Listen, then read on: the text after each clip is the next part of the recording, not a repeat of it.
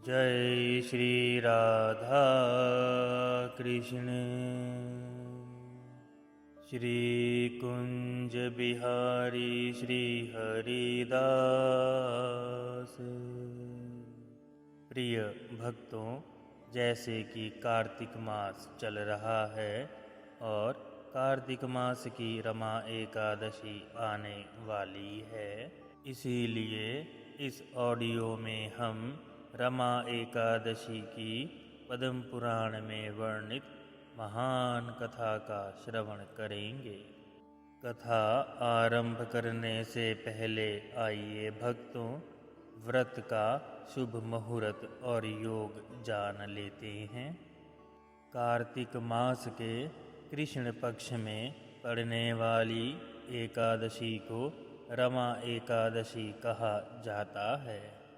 कुछ भक्तों में यह असमंजस है कि यह व्रत 16 अक्टूबर को है या 17 अक्टूबर को। प्रिय भक्तों, जैसे कि एकादशी तिथि का आरंभ 16 अक्टूबर 2025 दिन गुरुवार प्रातः 10:35 से आरंभ हो जाएगा, अर्थात तिथि 16 अक्टूबर को आरंभ हो जाएगी और यह 17 अक्टूबर शुक्रवार को प्रातः 11:12 तक रहेगी। इसीलिए उदया तिथि के अनुसार एकादशी का व्रत 17 तारीख को ही रखना मान्य होगा।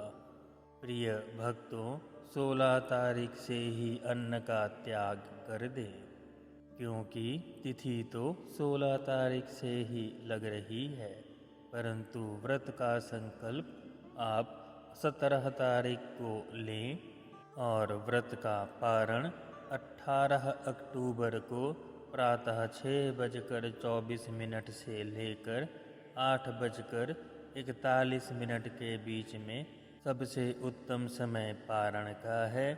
अन्यथा द्वादशी तिथि समाप्त होने का समय दोपहर 12:18 पर है और द्वादशी तिथि आरंभ होने से पहले ही एकादशी व्रत का पारण द्वादशी में ही किया जाता है, अन्यथा व्रत खंडित हो जाता है।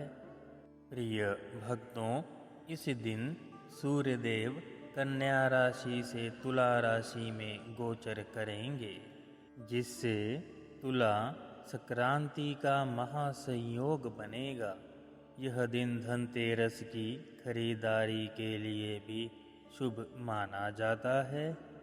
इस वर्ष रमा एकादशी के अगले दिन धनतेरस का संयोग बन रहा है और यह अत्यधिक शुभ मुहूर्त है।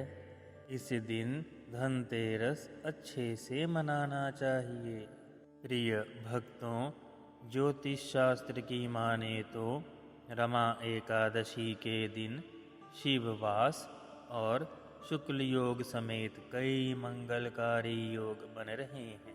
इस योग में श्री हरि, श्री राधा कृष्ण, श्री लक्ष्मी नारायण, जिनको भी आप अपना आराध्य मानते हैं, उनकी पूजा करने से मनोवांछित फल की प्राप्ति होती है और साथ ही श्री हरि की कृपा भी प्राप्त होती है।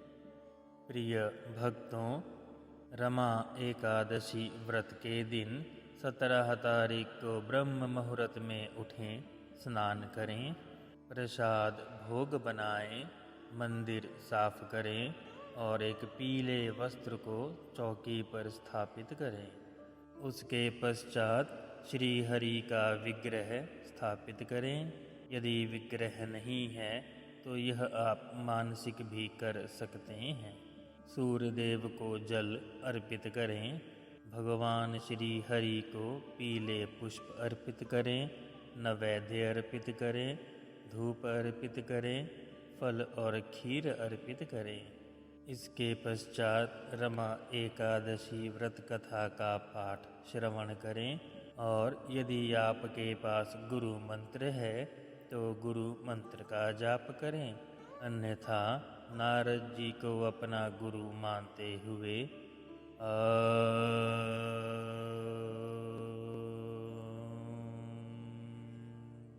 नमो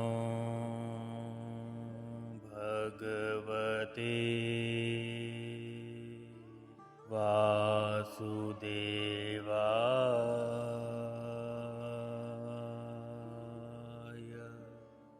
मंत्र का भी जाप कर सकते हैं, परंतु इसमें नारद जी को अपना गुरु अवश्य माने और यह गुरु मानना शुद्ध हृदय से ही होना चाहिए।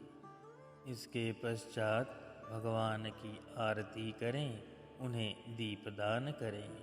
रात्रि में भक्तों जागरण करें, भजन करें, कीर्तन करें और नाम जाप करें। आइए भक्तों, अब हम पद्म पुराण में वर्णित रमा एकादशी की कथा का श्रवण करते हैं।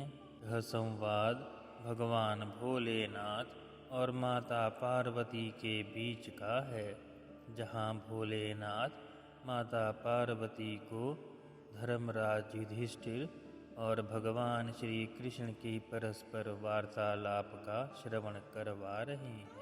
कार्तिक मास कृष्ण पक्ष की रमा एकादशी का महात्म्य।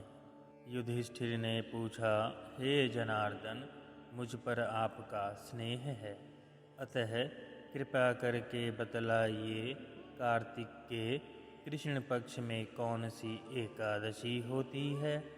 भगवान श्री कृष्ण बोले, राजन, कार्तिक के कृष्ण पक्ष में जो एकादशी होती है, जो परम कल्याणमयी एकादशी होती है, वह रमा के नाम से व्याख्यात है। रमा परम उत्तम है और बड़े बड़े पापों को हरने वाली है। पूर्व काल में मुचुकुंद नाम से व्याख्यात एक राजा हो चुके थे, जो भगवान श्री विष्णु के भक्त और सत्य प्रतिज्ञ थे, अर्थात सत्य प्रतिज्ञा करने वाले थे।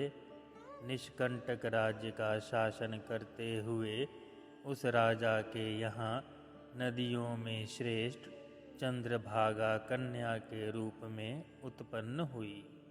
राजा ने चंद्रसेन कुमार शोभन के साथ उनका विवाह कर दिया।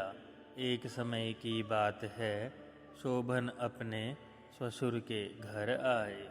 उनके यहाँ दशमी का दिन आने पर समूचे नगर में ढिंढोरा पिटवाया जाता था कि एकादशी के दिन कोई भी भोजन ना करे, कोई भी भोजन ना करे। यह डंके की घोषणा सुनकर शोभ ने अपनी प्यारी पत्नी चंद्रभागा से कहा, प्रिय, अब मुझे इस समय क्या करना चाहिए, इसकी शिक्षा दो। चंद्रभागा बोली, प्रभु, मेरे पिता के घर पर तो एकादशी को कोई भोजन नहीं कर सकता। हाथी, घोड़े, हाथियों के बच्चे तथा अन्य अन्य पशु भी अन्न, घास तथा जल तक का आहार नहीं कर पाते, फिर मनुष्य एकादशी के दिन भोजन कैसे कर सकते हैं? प्राणनाथ, यदि आप भोजन करेंगे तो आपकी बड़ी निंदा होगी। इस प्रकार मन में विचार करके अपने चित्त को आप दृढ़ कीजिए। शोभ ने कहा, प्रिय, तुम्हारा कहना सत्य है, मैं भी आज उपवास करूँगा। दैव का जैसा विधान है वैसा ही होगा। भगवान श्री कृष्ण कहते हैं, इस प्रकार दृढ़ निश्चय करके शोभ ने व्रत का नियम पालन किया। क्षुधा से उसके शरीर में पीड़ा होने लगी, अतः वे बहुत दुखी हुए। भूख की चिंता में पड़े पड़े सूर्यास्त हो गया। रात्रि आई, जो हरि पूजा परायण तथा जागरण में आसक्त वैष्णव मनुष्यों का हर्ष बढ़ाने वाली थी, परंतु वह रात्रि शोभन के लिए अत्यंत दुखदायी हुई। सूर्य होते होते उनका प्राणा अंत हो गया। राजा मुचुकुंद ने राजोचित काष्ठों से शोभन का दाह संस्कार कराया। चंद्रभागा पति का परलौकिक कर्म करके पिता के ही घर पर रहने लगी। नृप श्रेष्ठ, रमा नामक एकादशी के व्रत के प्रभाव से शोभन मंदराचल के शिखर पर बसे हुए परम रमणीय देवपुर को प्राप्त हुए। वहाँ शोभन दैत्य कुबेर की भांति शोभा पाने लगा। राजा मुचुकुंद के नगर में सोम शर्मा नाम से व्याख्यात एक ब्राह्मण रहते थे। वे तीर्थ यात्रा के प्रसंग से घूमते हुए कभी मंदराचल पर्वत पर गए। वहाँ उन्हें शोभन दिखाई दिए। राजा के दामाद को पहचान कर वे उनके समीप गए। शोभन भी उस समय द्विज श्रेष्ठ सोम शर्मा को आया जान शीघ्र ही आसन से उठ खड़े हुए और उन्हें प्रणाम किया। फिर क्रमशः अपने श्वशुर राजा मुचुकुंद का, प्रिय पत्नी चंद्रभागा का तथा समस्त नगर का कुशल समाचार पूछा। सोम शर्मा ने कहा, राजन, वहाँ सबकी कुशल है। यहाँ तो अद्भुत आश्चर्य की बात है। ऐसा सुंदर और विचित्र नगर तो कहीं किसी ने भी नहीं देखा होगा। बताओ तो सही, तुम्हें इस नगर की प्राप्ति कैसे हुई? शोभन बोले, द्विजेंद्र, कार्तिक के कृष्ण पक्ष में जो रमा नाम की एकादशी होती है, उसी का व्रत करने से मुझे ऐसे नगर की प्राप्ति हुई है। ब्राह्मण, मैंने श्रद्धाहीन होकर उस उत्तम व्रत का अनुष्ठान किया था, इसीलिए मैं मानता हूँ कि यह नगर सदा स्थिर रहने वाला नहीं है। आप मुचुकुंद की सुंदरी कन्या चंद्रभागा से यह सारा वृत्तांत कहिएगा। शोभन की बात सुनकर सोम शर्मा ब्राह्मण मुचुकुंदपुर में गए। वहाँ चंद्रभागा के सामने उन्होंने सारा वृत्तांत कह सुनाया। सोम शर्मा बोले, शुभे, मैंने तुम्हारे पति को प्रत्यक्ष देखा है तथा इंद्रपुरी के समान उनके दुर्धर्ष नगर का भी अवलोकन किया है।